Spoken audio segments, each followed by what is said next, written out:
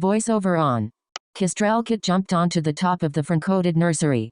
She lifted her nose and tried her hardest to look like a regal leader instead of a tiny, fluffy kit. Kestrelster. Call all of you to a Breeze clan meeting. Rookit and Winterkit, her sisters, scrambled to attention. But Larkit, her brother, just snorted. I should be the leader. You're just going to be a grumpy old medicine cat anyways. Larkit mewed rashly. Kistralkit heard a hiss, and turned her attention to the left. Leafcrickle, the clan medicine cat, leaned out of his den and limped over to them. A tree climbing accident when he was a kid had snapped his leg, leaving it broken and useless. Kistralkit usually recognized him because of the lemony scent of herbs that followed him everywhere. I heard that. Larkit, he growled, fluffing up his dark red fox-like fur. Larkit squeaked and ducked behind a berry bush.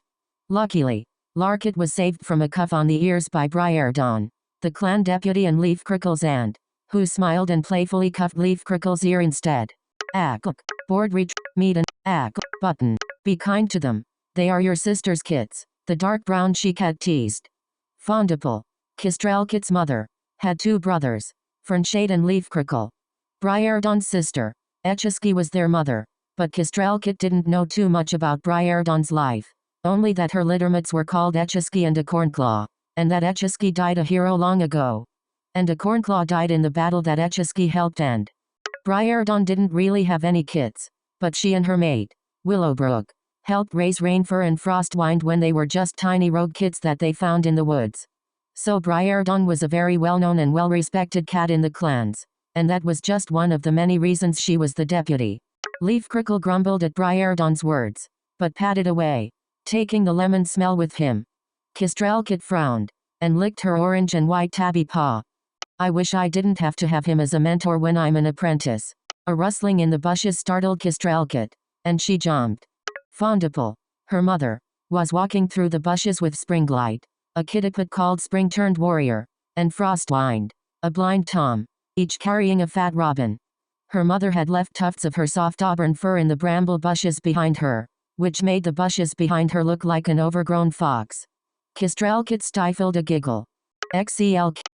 Fondipal was not able to produce milk for her kids, so she had kept her warrior duties, and Jay, the mother of Thrushkit and Wolfkit, had nursed them. But now we are 6 moons old, she thought proudly. Kistralkit couldn't wait till Rochester called a meeting to announce her and her littermates as true apprentice warriors of Breeze clan, but she would have to do something to pass the time. She was about to ask Rookit if she wanted to explore the territory, while Winterkit and Larkit played mossball, but she was interrupted by Rochester. All cats old enough to climb a tree, join beneath High Rock for a Breeze clan meeting. Kistralkit mewed in surprise, then trotted over with her littermates. She squeezed past Barkmaple and Swiftstripe, and sat beside her mother, Fondipal.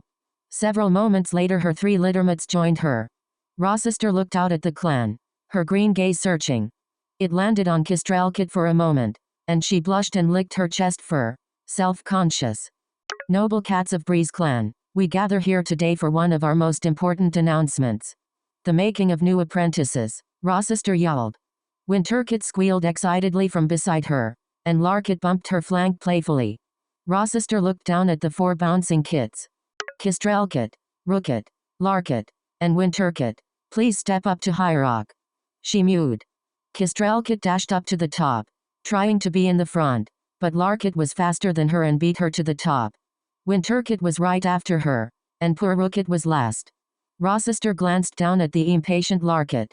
She smiled at his large leaf green eyes, which were widened in both nervousness and excitement. Larkit, do you promise to listen to your mentor and uphold the warrior code? She asked him, her voice steady and calm. Yes, he mewed, his fur fluffed up in anticipation. Rochester smiled. Then, until you receive your warrior name, you shall be known as Larkpaw. Swiftstripe, she meowed, pointing to the black and white Tom, will be your mentor. Swiftstripe happily padded up to Larkpaw and touched his nose. I promise to train Larkpaw to my best abilities, he meowed seriously. Suddenly, a wave of nervousness shivered over Kistralkit. She was next in line. Please don't let me mess up, she thought, both praying and pleading to StarClan. As she looked up at Rochester's fluffy cream and brown face, she thought she saw a flicker of something in Rochester's leaf green eyes, but it flickered away far too quickly for her to judge. Kistralkit, do you promise to listen to your mentor and uphold the warrior code? She repeated. Kistralkit nodded. Yes. Rochester then spoke the words, just as Kistralkit had dreamed of. Then, until you receive your full medicine cat name, you shall be known as Kistralpaw. Leaf Crickle will be your mentor. Rochester mewed proudly. Kistralpaw expected to see hostility in the red cat's eyes, but she just saw kindness in their amber depths.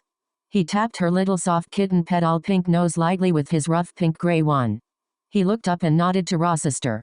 I promise to teach Kistralpaw everything I know, he mewed. Rochester then named Winterpaw and Rookpaw, giving them Barkmaple and Franchette as mentors.